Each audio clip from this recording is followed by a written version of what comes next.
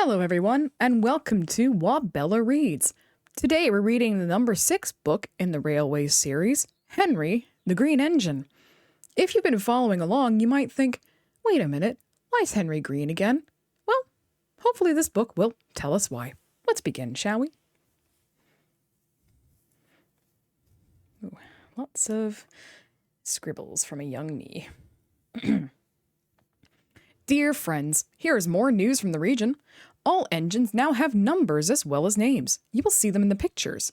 They are as follows: Thomas 1, Edward 2, Henry 3, Gordon 4, James 5, Percy 6. Then I expect you were sorry for Henry, who was often ill and unable to work. He gave Sir Topham Hatt, who is of course our fat controller, a lot of worry. Now Henry has a new shape and is ready for anything. These stories tell you all about it.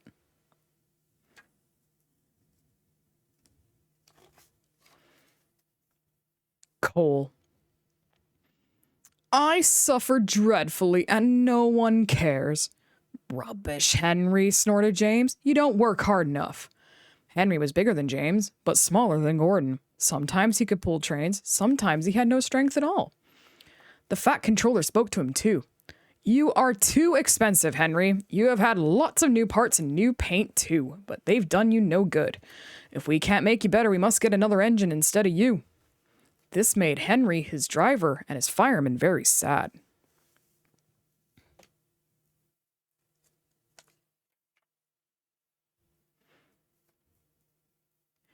The fat controller was waiting when Henry came to the platform. He had taken off his hat and coat and put on overalls. He climbed to the footplate and Henry started. Henry is a bad steamer, said the fireman. I built up his fire, but it doesn't give enough heat. Henry tried very hard, but it was no good. He had not enough steam, and they stopped outside Edward's station. Oh dear, thought Henry sadly. I shall have to go away. Edward took charge of the train. Henry stopped behind. What do you think is wrong, fireman? Asked the fat controller. The fireman mopped his face. Well, excuse me, sir, he answered, but the coal is wrong. We've had a poor lot lately, and today it's worse. The other engines can manage. They have bigger fireboxes. Henry's is small, and we can't make the heat. With Welsh coal, he'd be a different engine. It's expensive, said the fat controller thoughtfully, but Henry must have a fair chance. James shall go and fetch some. When the Welsh coal came, Henry's driver and fireman were excited. Now we'll show them, Henry, old fellow. They carefully oiled all his joints and polished his brass till it shone like gold. His fire had already been lit, so the fireman made it carefully. He put large lumps of coal like a wall round the outside. Then he covered the glowing middle part with smaller lumps.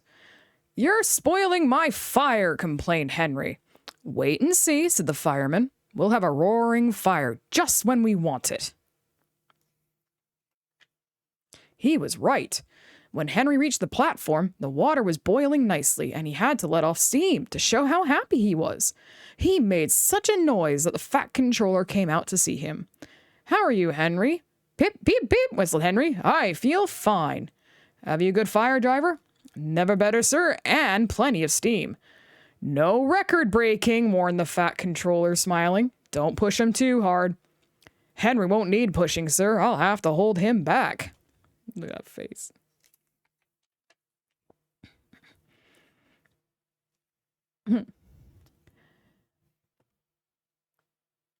Henry had a lovely day. He had never felt so well in his life. He wanted to go fast, but his driver wouldn't let him.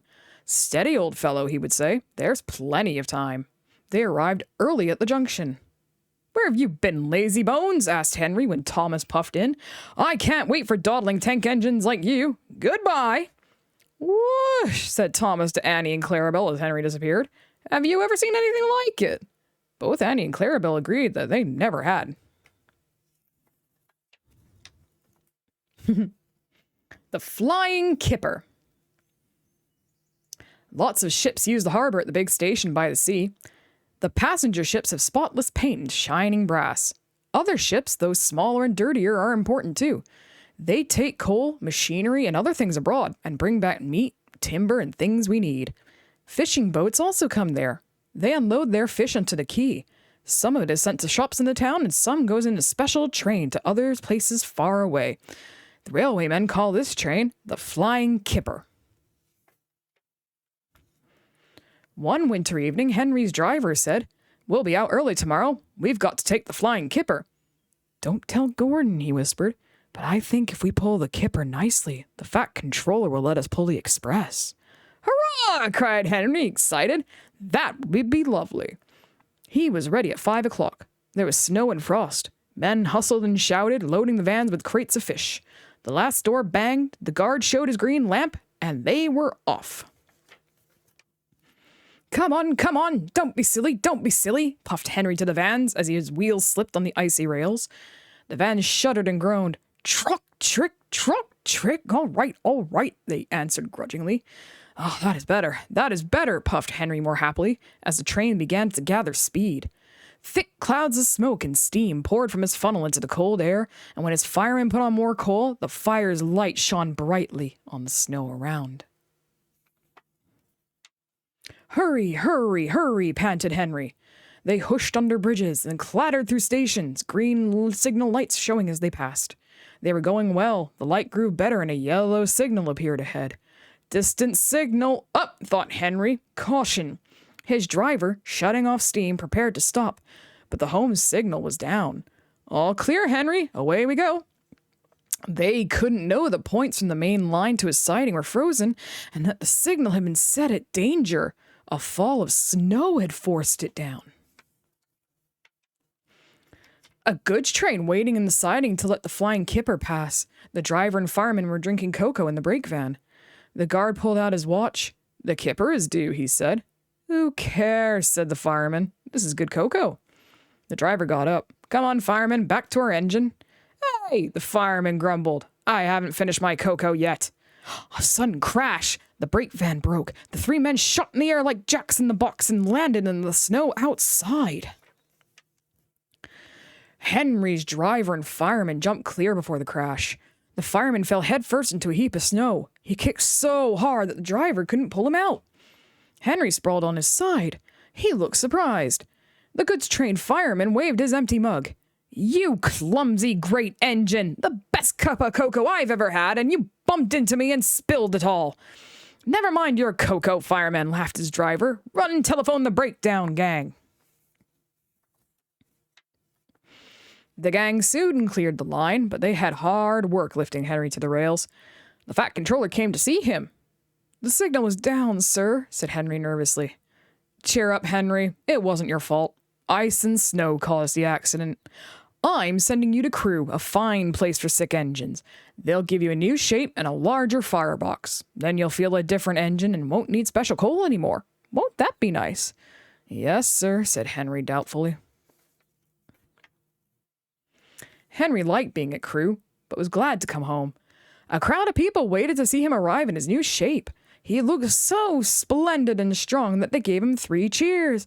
"Peep, peep, peep, peep, peep. Thank you very much," he whispered happily. "I'm sorry to say that a lot of little boys are often late for school because they wait to see Henry go by.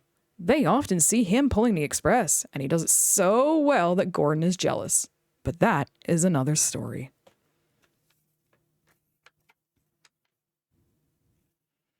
Gordon's whistle. Gordon was cross. "Why should Henry have a new shape?" he grumbled. "A shape good enough for me is good enough for him. He goes gallivanting off to Crewe, leaving us to do his work. It's disgraceful. And there's another thing. Henry whistles too much. No respectable engine ever whistles loudly at stations." "It isn't wrong," said Gordon, "but we just don't do it." Poor Henry didn't feel happy anymore. "Never mind," whispered Percy. "I'm glad you're home again. I like your whistling." "Goodbye, Henry," called Gordon next morning as he left the shed. "We're glad to have you with us again, but be sure and remember what I said about whistling." Later on, Henry took a slow train and presently stopped at Edward's station. "Hello, Henry," said Edward. "You look splendid. I was pleased to hear your happy whistle yesterday." "Thank you, Edward," smiled Henry. "Shh, can you hear something?" Edward listened. Far away, but getting louder and louder, was the sound of an engine's whistle.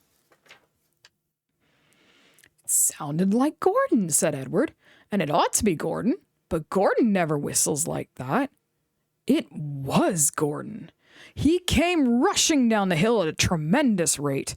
He didn't look at Henry, and he didn't look at Edward. He was purple in the boiler and whistling fit to burst. He screamed through the station and disappeared. Well, said Edward, looking at Henry. It isn't wrong, chuckled Henry, but we just don't do it. And he told Edward what Gordon had said. Meanwhile, Gordon screeched along the line. People came out of their houses. Air raid sirens started. 5 fire brigades got ready to go out. Horses upset their carts. And old ladies dropped their parcels. At a big station, the noise was awful. Porters and passengers held their ears. The fat controller held his ears too. He gave a lot of orders, but no one could hear them, and Gordon went on whistling. At last, he clambered into Gordon's cab. "Take him away," he bellowed, "and stop that noise!" Still whistling, Gordon puffed sadly away. He whistled as he crossed the points. He whistled on the siding. He was still whistling as that last deafened passenger left the station. Then 2 fitters climbed up and knocked his whistle valve into place. And there was silence. Gordon slunk into the shed. He was glad it was empty. The others came in later. "It isn't